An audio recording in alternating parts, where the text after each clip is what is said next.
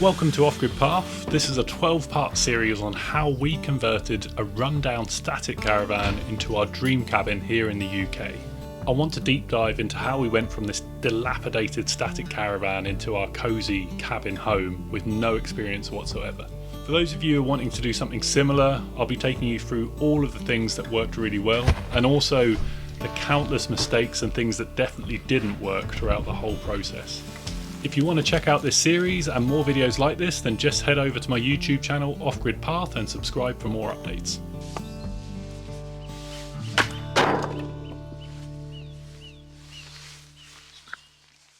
Welcome to part 9, and in this episode we are doing a few things. We've got pantry shelves going in, our bed going in, wardrobe, our window seat, and also critically our toilet. So it's quite an exciting episode with lots happening. But initially we wanted to get the bed in. This is really closing in on Christmas now, which is our moving in date, so bed was kind of crucial.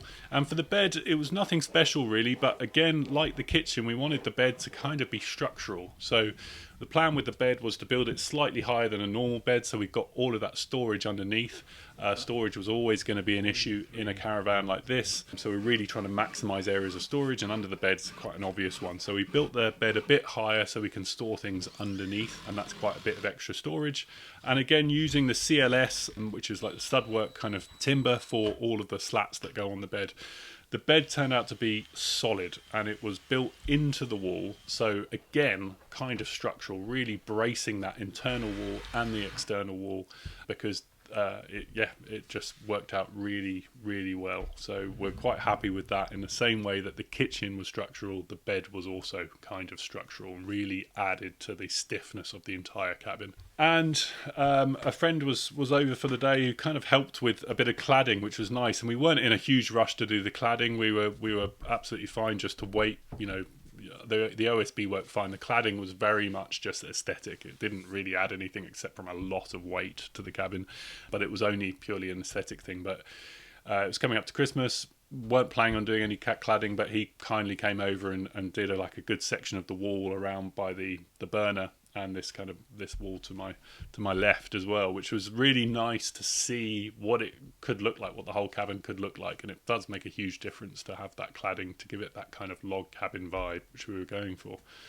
So that was a really nice treat just to have that done. Again, extra kind of kitchen storage. Really simple thing was just a little alcove that we had.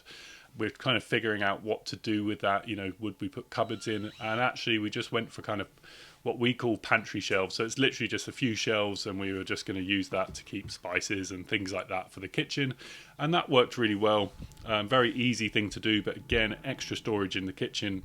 And beneath the bottom of that is where we put our bin as well. So it was just a nice, easy little quick job to do, but nice to get done and just added to that storage.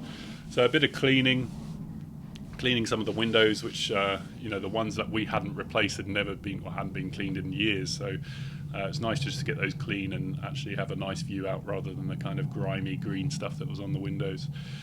And then we had our first it wasn't actually, it was our second delivery of logs, but it was our first big delivery of logs, and this was brilliant. Like I was saying before, just felt wealthy and rich knowing that we've got all of this wood, and that's tangible energy. That is what we're going to use to heat the cabin.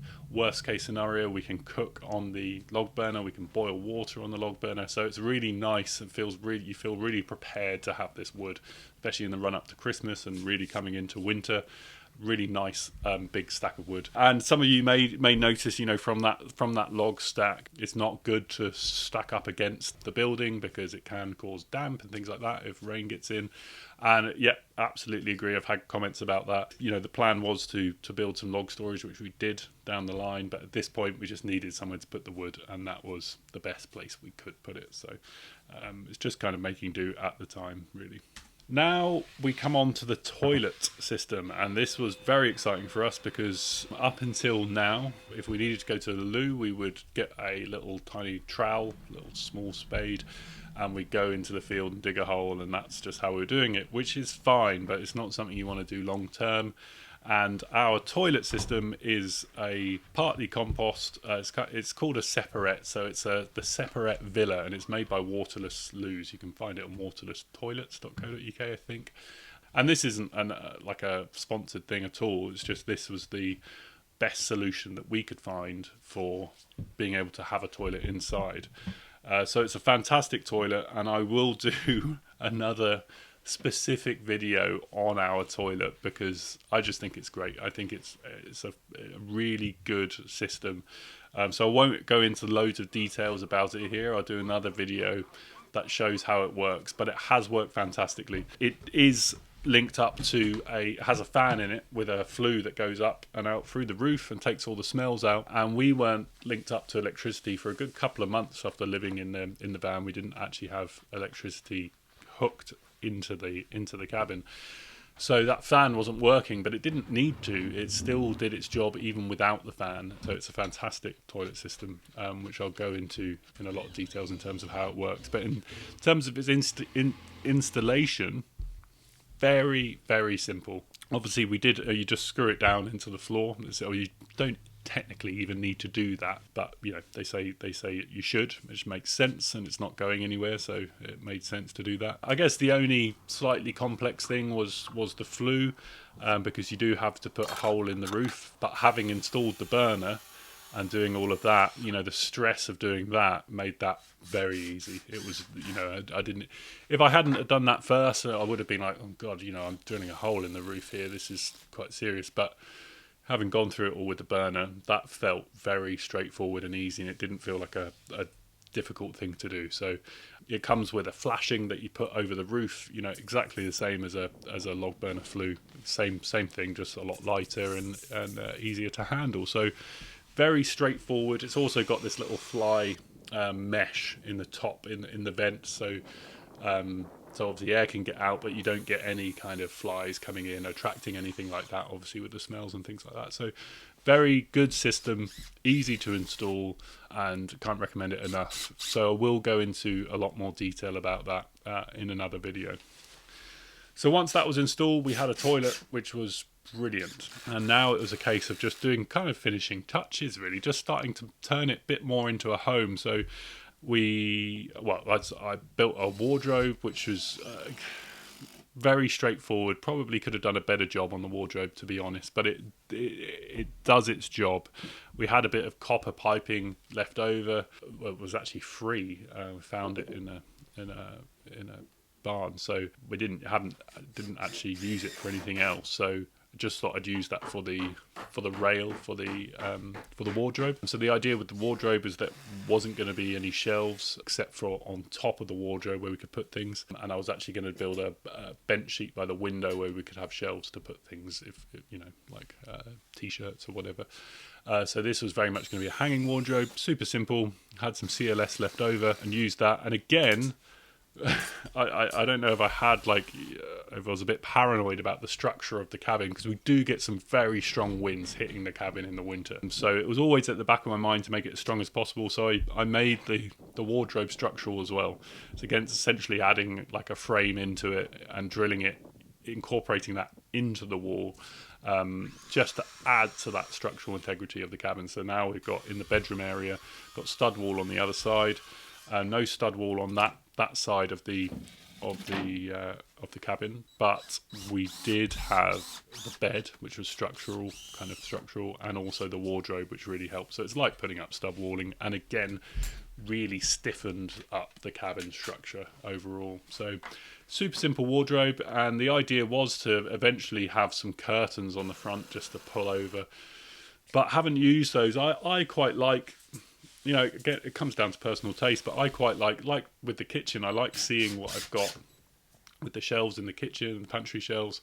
Same with the wardrobe, you know, it's like, it's not, if you have people around, it's not like they go in your bedroom, and even if they do, I don't mind people seeing my clothes.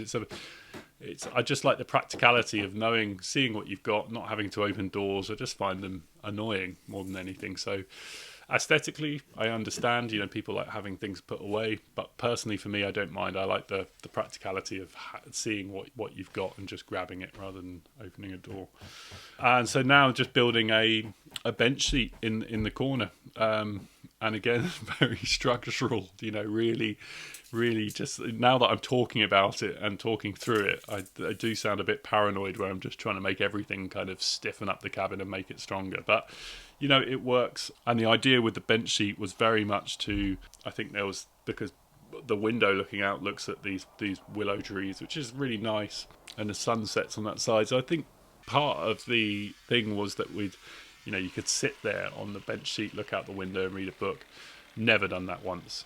So that was kind of one of the aims of it, and it's never been used for that. It's just one of those things. You got those things in your mind and it just doesn't materialise. But it's a great little nice worktop, if you just need to put something on there. But the shelves underneath really help. So we have baskets under there for t-shirts and things like that. So it's just, again, extra storage, which really helps. And, with all of this sort of storage thing, because I was so conscious of it from the start and really trying to think and incorporate storage where I could and try and be clever with it, especially with the kind of loft area, which we really lucked out on. Storage is not an issue. In fact, we got too much storage. If anything, I don't think you can have too much, but if you could, well, we probably got too much. There's no issue with storage here, so that's great. We're very lucky with that. Storage is just not an issue. So yeah, just very simple build on that window seat. Nothing special at all, really. Just kind of, again, working it out like the kitchen. Really, just working it out as I went. I wanted to build it into that area. There was a couple of awkward cuts, but nothing serious. And then used a bit of 6x1 to really start cladding. And cladding wasn't a difficult job, but it was laborious. We cladded the entire cabin and it took a long time. So it wasn't done in one go. It was done in sections, but it really does make a huge difference as soon as that OSB disappears and you've got this kind of nice wood clad over the top. It makes it a lot more cozier, really finishes everything off, and you can really get some of those really crappy cuts that I did with the OSB because I wasn't too careful with those. Could spend some time on these cladding cuts, so you're really just neatening everything up. You probably use the term polishing a turd. That makes sense. So yeah, it was the cladding was brilliant. So that's it for part 9. Join us next time for part 10, where we start to clad more of the cabin. We still don't have a shower at this point, so I decided to make a bucket shower, which was quite interesting because I just designed it myself and I was really happy with that. And also we start to clad the outside of the cabin and get into that to really try and bring that aesthetic of that kind of log cabin feel into the outside of the cabin. So like always, if you do have any questions, please put them in the comments below. If you found value in this film, I would really appreciate a like and a share. That really helps the video. So thanks for your support, thanks for watching, and I hope to see you next time on part 10. Cheers.